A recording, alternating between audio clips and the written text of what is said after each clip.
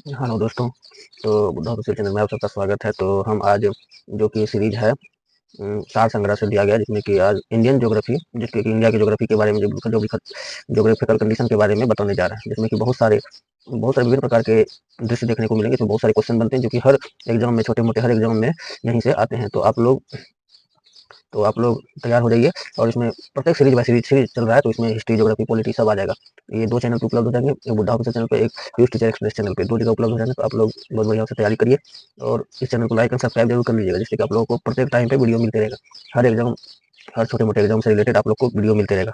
तो आप लोग चलिए, तो हम आज पढ़ने जा रहे हैं भौतिक विभाजन जो है इसमें। अब देखिए भौतिक विभाजन होगा इसमें।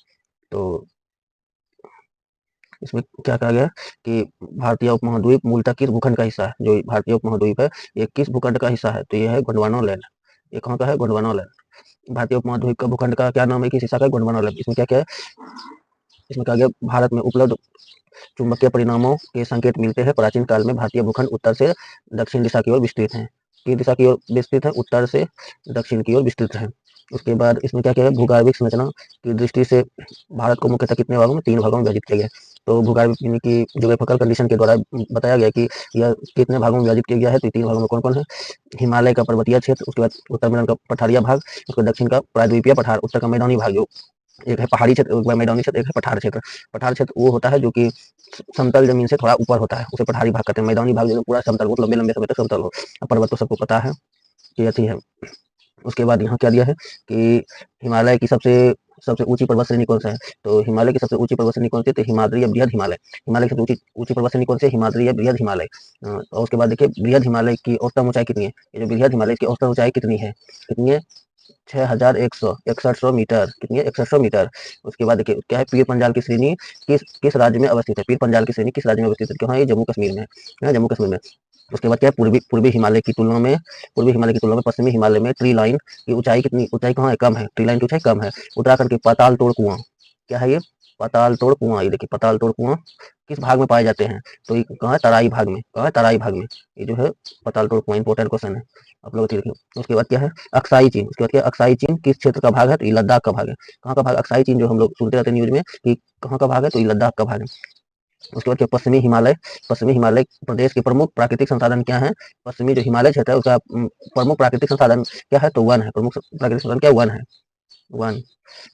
अब इसमें क्या है? उसके बाद यहाँ क्या? भारत की प्राचीनतम पर्वतीय श्रृंखला कौन सी? अरावली। भारत की प्राचीन सबसे पुराना जो गोंडवाना लैंड के शुरुआत से आता है, तो ये सब है, ये है अरावली पर्वत। अब चलिए नेक्स्ट स्लाइड पे।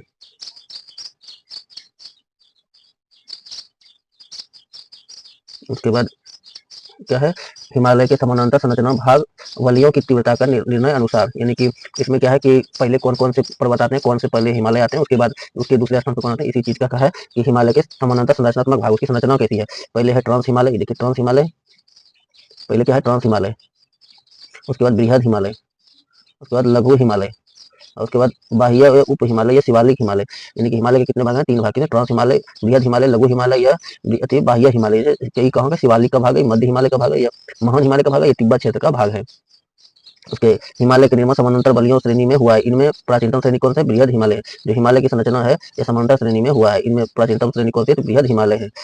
उत्तर भारत में उप महाद्वीप क्षेत्र सारे विस्तृत समतल मैदान में क्या कहलाते हैं? उत्तर भारत में उप हिमालय क्षेत्र है या विस्तृत समतल है मैदान मैदान में क्या कहलाते हैं? तो भावर कहलाते हैं। क्या कहलाते हैं? भावर। भावर। उसके बाद क्या? हिमालय का पर्वतीय प्रदेश कौन सा है? तो शिवालिक है। हिमालय का पर्वतीय प्रदेश कौन सा है? तो शिवालिक है। उसके बाद क्या? शिवालिक शैल समूह के दक्षिण में स्थित भावर क्षेत्र किस संरचना का उदाहरण है? तो गिरिपद। गिरिपद की स्थिति का उदाहरण है। तो कहाँ किसका उदाहरण है? गिरिपद स्थिति का उदाहरण है। शिवालिक श्रेणी की औसतन ऊंचाई कितनी है? तो 600 से 1200 मीटर ऊंचाई। जो शिवालिक श्रेणी की औसतन ऊंचाई है 600 से लेकर 1200 मीटर तक है। उसके बाद क्या? लघु हिमालय। लघु हिमालय किस श्रेणी के मध्य में स्थित है? तो महान हिमालय और शिवालिक हिमालय। लघु हिमालय के श्रेणी के मध्य में स्थित है, तो महान हिमालय और शिवालिक हिमालय। उसके बाद हिमालय की नवीनतम पर्वत श्रेणी कौन सी है? तो शिवालिक है। हिमालय की नवीनतम जो सबसे नया है तो वो कौन सा है? शिवालिक है। इसको कौन है? नवीनतम है। उसके बाद नर्मदा एवं ताप्ती नदियों नदियों का मध्य कौन सी पर्वत श्रेणी स्थित है? उसके बाद देखिए नर्मदा एवं ताप्ती नदियों के मध्य कौन सी श्रेणी स्थित है? सतपुड़ा की श्रेणी स्थित है। उसके बाद देखिए क्या है? पश्चिमी हिमालय के मुख्य प्राकृतिक संसाधन क्या? वन है। उसके बाद भारत की प्राचीनतम जो पुराना भारत की पुराना पर्वत श्रृंखला कौन सी? अरावली है। भारत की पुरानी पर्वत श्रृंखला अरावली है। उसके बाद अरावली श्रेणी की और अनुमानित आयु कितनी है? जो अब अरावली श्रेणी कितनी पुरानी है, इसकी अनुमानित आयु कितनी है? तो ये 600 से 577 मिलियन वर्ष, इतना पुराना है कि 600 से लेकर 577 मिलियन वर्ष पुराना है अरावली की पर्वत श्रेणी। उसके बाद क्या है फिर? उसके बाद है माउंट एवरेस्ट। उसके बाद क्या है? माउंट एवरेस्ट को नेपाल में किस नाम से जाना जाता है? तो सागर माथा। तो किस नाम से जाना जाता है? यहाँ देखिए सागर माथा, आप लोग देखिए गोल कर रहे हैं, यहाँ देखिए किस नाम से जाना जाता है? सागर माथा के नाम से जाना जाता है। उसके बाद क्या, अरावली किस पर्वत की, किस अरावली जो है किस प्रकार की पर्वत श्रेणी है? तो अवशिष्ट पर्वत। किस प्रकार की श्रेणी? अरावली किस प्रकार की पर्वत श्रेणी है? तो अवशिष्ट पर्वत की श्रेणी है। दक्षिण भारत की सबसे ऊंची चोटी कौन सी है? तो अनाईमुड़ी। कितना है? 2695 मीटर। किस राज्य में है? तो केरल में है। दक्षिण भारत की सबसे ऊंची चोटी कौन सी है? तो अनाईमुड़ी 2690 मीटर है, इसकी किस राज्य में? केरल में। उसके बाद क्या है? नीलगिरी पर्वत का विस्तार किस राज्य में है? तो तमिलनाडु एवं केरल में। तो नीलगिरी पर्वत का विस्तार किस राज्य में? तो तमिलनाडु एवं केरल में है। उसके बाद क्या है? महाराष्ट्र एवं कर्नाटक के मध्य पश्चिमी घाट को किस नाम से जाना जाता है? तो किस नाम से जाना जाता है? तो कोंकण तट के नाम से जाना जाता है। महाराष्ट्र एवं कर्नाटक के मध्य स्थित पश्चिम घाट को किस नाम से जाना जाता है? कोंकण घाट के नाम से जाना जाता है। तो इलायची की पहाड़ियां किन राज्यों के सीमा सीमा में बनती है? तो केरल एवं तमिलनाडु। तो इलायची की पहाड़ी जो इलायची हो कार्डमम, तो इलायची की पहाड़ी के मध्य सीमा बनाती है तो केरल एवं तमिलनाडु, किन राज्यों के बीच मध्य सीमा बनाती है इलायची की पहाड़ी? तमिलनाडु। उसके बाद क्या है? पूर्वी घाट। पूर्वी घाट, उसके बाद पूर्वी घाट और पश्चिमी घाट परस्पर या नीलगिरी की पहाड़ियों पर मिलते हैं। जो पूर्वी घाट है और पश्चिमी घाट है, ये जो पूर्वी घाट है और पश्चिमी घाट है, ये कहाँ मिलता है? तो नीलगिरी की पहाड़ियों पर परस्पर मिलते हैं, नीलगिरी की पहाड़ियों पर। उसके बाद है भारत की सर्वोच्च पर्वतीय चोटी कौन सी है? भारत की सर्वोच्च चोटी केटू, ये गॉडविन ऑस्टिन है। ये 8,111 मीटर, 8,611 मीटर केटू है, गॉडविन ऑस्टिन का नाम है। उसके बाद ये 8,611 मीटर है भारत की सर्वोच्च, और पूरा विश्व की तो माउंट एवरेस्ट है। उसके बाद है विश्व की सर्वाधिक तीव्र ढाल वाली चोटी राकापोसी, ये कहाँ है? लद्दाख श्रेणी में स्थित है। विश्व की सबसे तीव्र ढाल वाली तो कहाँ है? राकापोसी, ये कहाँ है? लद्दाख श्रेणी में स्थित है। यहाँ क्या दिया गया है? भारत के भौगोलिक स्थिति इसमें है, इसमें दिया गया भारत की सीमा पे क्या क्या चीज है। इसमें बहुत सारी चीजें जो नक्शा में आप लोग पढ़े होंगे कि इधर देखिए यहाँ बंगाल की खाड़ी है, यहाँ इधर अरब सागर है, यहाँ देखिए कैलाश श्रेणी है, ये थी यहाँ जैसे नेपाल का अतिभाग है और भारत का नेपाल चीन तिब्बत किस किस के राज्य के साथ सीमा अति लगाता है। ये देखिए यहाँ से कर्क रेखा गुजरती है, यहाँ से कर्क रेखा गुजरती है, ये 8 राज्यों को काटती है। यहाँ पर्वत श्रेणियां, ये सब जो है ये सब पर्वत श्रेणियां है।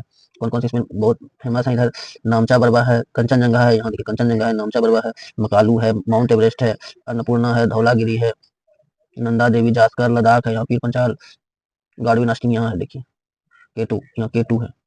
या देखिए फिर इसमें फिर नदी है, जैसे देखिए सिंधु नदी है, चेनाब नदी है, झेलम नदी है, रावी नदी है, सतलज नदी है, ये सब नदी 5 नदी मिलके ये इसी के नाम पे इधर पंजाब नाम रखा गया है। एक राज्य का नाम जो पंजाब है, यही 5 नदियों को मिलाकर रखा गया है। यहाँ देखिए थार का मरुस्थल है, अरावली श्रेणी है। उसके बाद छोटा नागपुर का पठार है जो कि झारखंड इसमें कहा जाता है। उसके बाद फिर यहाँ गंगा घाघरा नदी सब है। उत्कल का मैदान, महेंद्रगिरी है। और इधर जो 7 राज्य हैं, इस साइड में जो 7 राज्य हैं, इसी में गारो, खासी, जयंतिया, पटाइकू, नागा पहाड़ी, लुई पहाड़ी, ये सब इस चीज में दिया गया है। तो हम आपको दे रहे हैं, तो आप इसको नोट कर लीजिएगा, जिससे कि आप लोग को भी बहुत सारे एग्जाम में रिलेटेड में आते रहते हैं। हर प्रकार के एग्जाम में ये सब डाटा जरूरी है, पूछबे करेगा, ये सब इंपॉर्टेंट है। अब देखिए नेक्स्ट स्लाइड में यहाँ क्या है इसमें।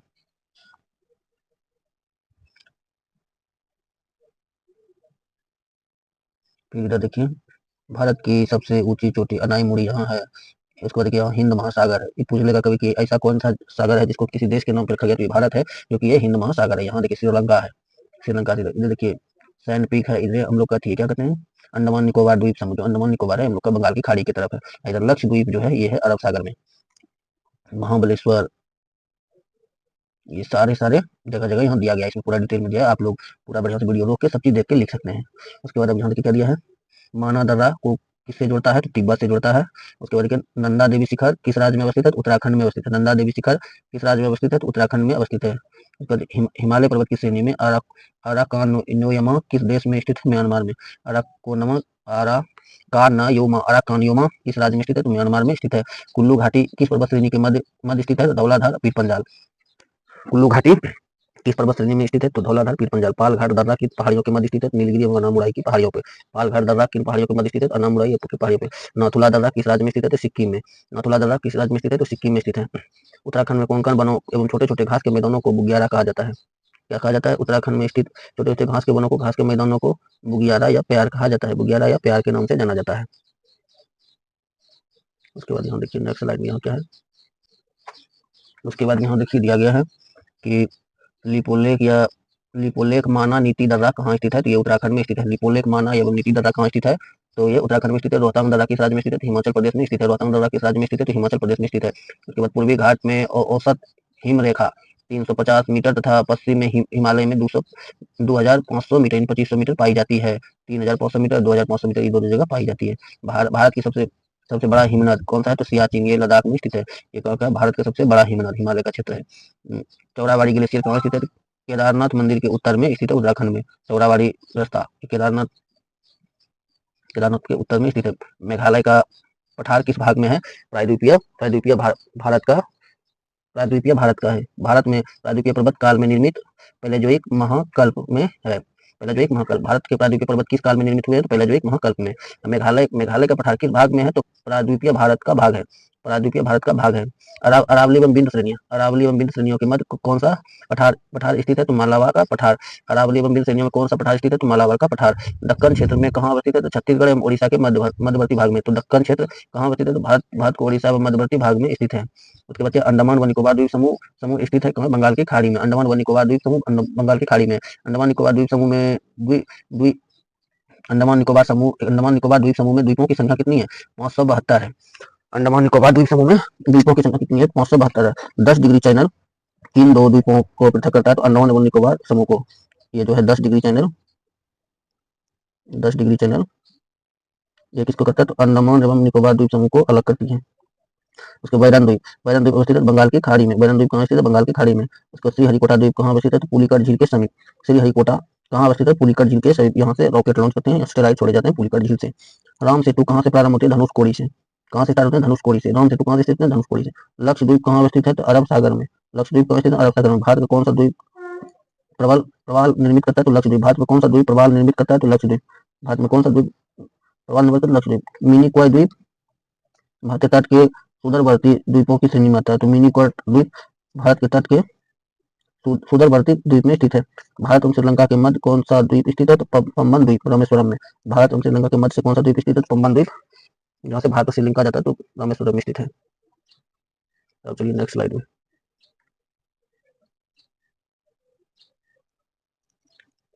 लघु हिमालय लघु हिमालय शिवालिक श्रेणी के मध्य में विस्तृत समतल संरचनात्मक स्थल को पूर्ववर्ती द्वारा पश्चिम में दूर के नाम से जाना जाता है। संरचनात्मक स्थल को पूर्व में द्वारा किस नाम से जाना जाता है? पश्चिमी दूर के नाम से जाना जाता है। भारत का औसतन समुद्र किस तट से मापा जाता है? चेन्नई से। यानी कि भारत का औसतन समुद्री तल जो देखते हैं आप लोग लिखा होता है रेलवे स्टेशन जो चलता है तो रेलवे स्टेशन के नीचे ये समुद्र तल से इतनी ऊंचाई समुद्र तल से उतनी होती है। कहाँ से इसका औसत लिया गया? तो चेन्नई के पास से औसत लिया गया। भारत की समुद्र तट रेखा की कुल लंबाई कितनी है? तो 7516 मीटर 7516.6 किलोमीटर है। किस राज्य को तटीय सीमा सबसे लंबी लगती है? तो गुजरात की। कितना है? तो 1214.7 किलोमीटर 1214.7 किलोमीटर जो किसके साथ लगती है? तो गुजरात सबसे बड़ा समुद्र है, समुद्री तट है। तो भारत के कितने कितने समुद्री तट हैं संलग्न है? तो 9 राज्य हैं। उसमें 4 केंद्र शासित प्रदेश हैं कि ये समुद्री तट किसके किसके साथ लगता है, किसके साथ नहीं लगता है। तो कितने राज्य हैं? तो 4 केंद्र शासित प्रदेश हैं, बाकी 9 राज्य हैं इसमें। तो इसमें कौन कौन से हैं? तो गुजरात है, महाराष्ट्र है, कर्नाटक है, केरल है, तमिलनाडु, पश्चिम बंगाल, आंध्र प्रदेश, ओडिशा, गोवा, पुडुचेरी, अंडमान निकोबार, लक्षद्वीप, दादर व नागर हवेली। ये सब भारत के तटीय राज्य व केंद्र शासित प्रदेश हैं इसमें। उसके बाद क्या? प्राचीन भारतीय ऐतिहासिक भूगोल में रत्नाकर नाम किसका सूचक है? तो हिंद महासागर का। प्राचीन भारतीय ऐतिहासिक भूगोल में रत्नाकर नाम किसका सूचक है? तो हिंद महासागर का। उसके बाद तमिलनाडु आंध्र प्रदेश तमिलनाडु आंध्र प्रदेश समुद्री तट का क्या नाम है? कोरोमंडल तट। तो तमिलनाडु आंध्र प्रदेश के समुद्री तट का क्या नाम है? कोरोमंडल तट। कन्याकुमारी के किस अन्य नाम से जाना जाता है? कोप केमोरिन। तो कन्याकुमारी को किस अन्य नाम से जाना जाता है? कोप केमोरिन के नाम से जाना जाता है। अंडमान और निकोबार द्वीप समूह में सबसे अधिक ऊंचाई वाली चोटी कौन सी है? तो सैंडल पीक है। अंडमान और निकोबार द्वीप समूह की सबसे ऊंची चोटी कौन सी है? तो सैंडल पीक है। उसके बाद है द्वीपों पर बसा हुआ भारत का सबसे बड़ा नगर कौन सा है? जो द्वीपों पर बसा हुआ है कौन सा है? मुंबई है भारत का सबसे बड़ा नगर है। कोरी क्रीक कहाँ स्थित है? तो कच्छ के रण में। कोरी क्रीक कहाँ स्थित है? तो कच्छ के रण में स्थित है। सर क्रीक विवाद किन दो देशों के मध्य है? जो सर क्रीक विवाद है तो ये किन दो देशों के मध्य है? भारत एवं पश्चिम बंगाल। राज्य तो भारत एवं पश्चिम बंगाल। बुर्जिल व बनिहाल दर्रे किस पर्वत श्रेणी में आते हैं? तो पीर पंजाल की श्रेणी में आते हैं। उसके बाद अब देखिए इधर दिया जाता है तो हिमालय के प्रमुख ऊंचे शिखर जो इसमें दिया गया है। तो हिमालय के प्रमुख ऊंचे शिखर है, यहाँ देखिए क्या है, पहले एक नंबर पे पहले माउंट एवरेस्ट, ये नेपाल में है। ये कितना 8,848, कहीं कहीं 8,850 भी दिया जाता है। केटू ये गॉडविन आस्टीन, ये कहाँ है, भारत में है। तो इसका कितना ऊंचाई है, 8,111 मीटर, कितना 8,811 मीटर। कंचनजंगा, कंचनजंगा भारत और नेपाल सीमा के मध्य है। तो 8,583, 586, 8,586, यहाँ देखिए डाटा दिया गया, भारत और नेपाल के बीच है कंचनजंगा। उसके बाद कंचनजंगा हो गया। उसके बाद मकालू, मकालू कहाँ है, नेपाल में है। तो 8,481 मीटर इसकी है, यहाँ देखिए, यहाँ 8,481 मीटर। उसके बाद है, उसके बाद क्या, धौलागिरी, धौलागिरी कहाँ है, नेपाल में 8,167 मीटर। उसके बाद नंगा, नंगा पर्वत, नंगा पर्वत कहाँ है, भारत में है, कितना 8,126 मीटर। उसके बाद है अन्नपूर्णा, अन्नपूर्णा कहाँ है, नेपाल में 8,091 मीटर। उसके बाद कामेत, उसके बाद क्या है, कामेत, नंदा देवी के बाद कामेत कहाँ है, भारत। उसके बाद 7,716 metre, 7,716 metre Kamet, Bharat. 7,756 metre भी है। उसके बाद नामचा बर्बा, नामचा बर्बा कहाँ है, तिब्बत में, चीन में, इसका 7,782 मीटर है। उसके बाद गुरुला मंडला, मंडता, गुरुला मंडता का तिब्बत में, इसका कितना है, 7,728 मीटर। उसके बाद क्या है इसमें फिर, उसके बाद देखिए क्या दिया गया इसमें फिर, सतलज एवं सिंधु नदी के मध्य हिमालय, हिमालय के भाग को कश्मीर हिमालय या पंजाब हिमालय के नाम से जाना जाता है। ये क्या मतलब हुआ कि यह जो सतलज है, ये सतलज है और उसके बाद सिंधु नदी है, तो स्थित हिमालय के भाग को किस नाम से जाना जाता है, तो यह है कश्मीर हिमालय के नाम से जाना जाता है और पंजाब हिमालय के भी नाम से जाना जाता है। दोनों एक साथ सटा हुआ है, जो सतलज सिंधु इसके बीच जो हिमालय क्षेत्र है, तो ये कश्मीर हिमालय या पंजाब हिमालय के नाम से जाना जाता है। चलिए अब आगे, अब खत्म हो गया है। तो आप लोग ये वीडियो कैसा लगा, पसंद हुआ तो आप लोग ये सब लाइक सब्सक्राइब शेयर जरूर करिएगा। हम इसमें प्रत्येक सीरीज ला रहे हैं, तो ये बुद्धा ऑफिशियल चैनल पर आप लोग को मिलेगा और यूथ टीचर एक्सप्रेस दोनों पे। तो आप लोग इस चैनल को लाइक सब्सक्राइब शेयर जरूर कर दीजिएगा, जिससे कि हम आपको और भी बेहतर वीडियो बना के दे सकते हैं। ये हर एग्जाम में, जैसे कि ज्योग्राफी से, भारत की ज्योग्राफी हर एग्जाम में पूछता है। अभी रेलवे का, ग्रुप डी का या और भी चीज आता है, तो इसमें बहुत सारे एग्जाम में बहुत सारे स्थिति में छोटे छोटे नंबर के लिए आप लोग रह जाते हैं। ये जो छोटा छोटा डाटा है, इसके कारण आप लोग बहुत सारे चीज है। तो आप लोग इस वीडियो को ज्यादा से ज्यादा शेयर करिए, ज्यादा से ज्यादा लाइक सब्सक्राइब करिए, जिससे कि हमें अच्छा लगे, तो हमें भी सपोर्ट करिए। और आप लोग इस वीडियो को बढ़िया से देखिए। चलिए ठीक है, थैंक यू।